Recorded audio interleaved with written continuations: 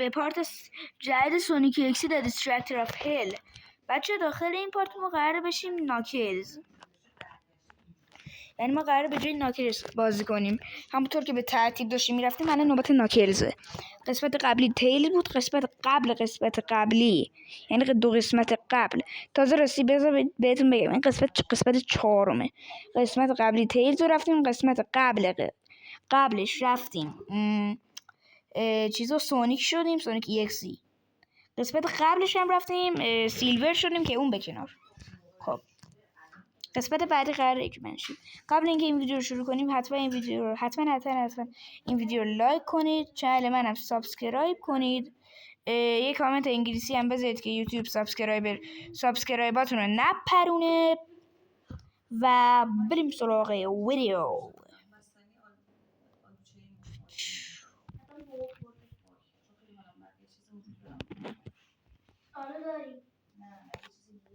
عمود استنتن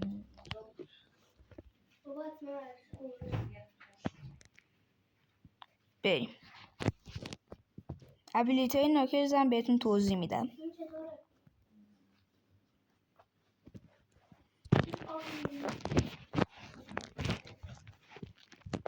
ناکلز یه شخصیتایی به صرفه است، چون که میتونید بزنید و یه کاری کنید سونیک EXE برای چند ثانیه نتونه بزنید و اگه بزنیدتون خودش دمیجو بخوره.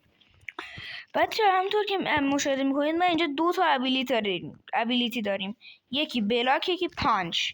ابیلیتی بلاک وقتی که سونیک EXE داره میاد سمتتون تا بزندتون باید بلاکو بزنید، سریع باید بلاکو بزنید تا اون نتونه بزنتتون. و یه ابیلیتی دیگه هم داریم به اسم پانچ که همین الان من انجامش دارم، میتونه سونیک EXE رو بزنه برای چند ثانیه، همون استام میشه یعنی وای میسه یه جایی. و بله این 2 تا ابیلیتی هاشه. دارم بهتون بگم که این بازی سونیک EXE The Distractor 1 to Alpha تو روبلاکس بزنید تا براتون بیاد این بازی.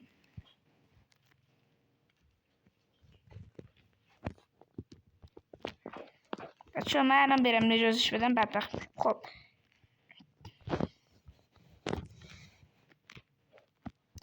بچه راستی بهتون نگفتم در مورد این رینگای قرمز. این رینگای قرمز که داخل همه مپ‌های بازی هست، این مپ هم الان هیله داخل همه مپ‌های بازی هست.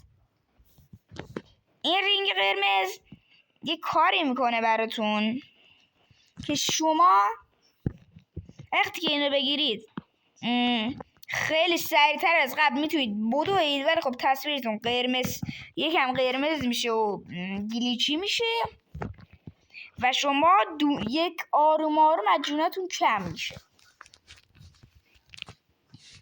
کلاً 110 ثانیه دیگه مونده تا پورتال باز بشه.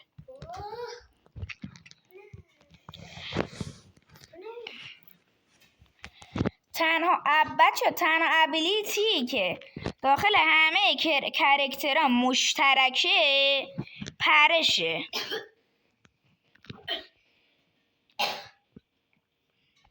یا همون پریدن. بچه ها ممکنه من نتونم بهش برسم.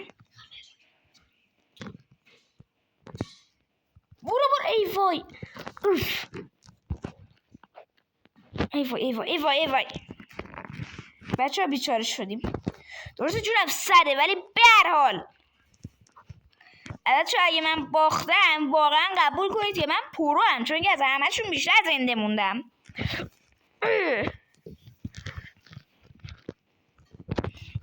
بچور ماما میا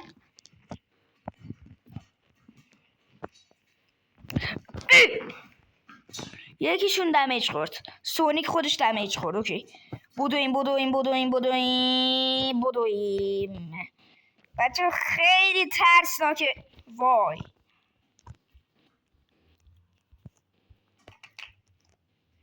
بچه ببخشید، ولی خب قبول کنید که من پرام همه‌شون بیشتر زنده موندم. بچه ها این بود از این پارتمون. اگه خوشتون اومد حتما این ویدیو رو لایک کنید، چنل ما سابسکرایب کنید. این هیچی نیست.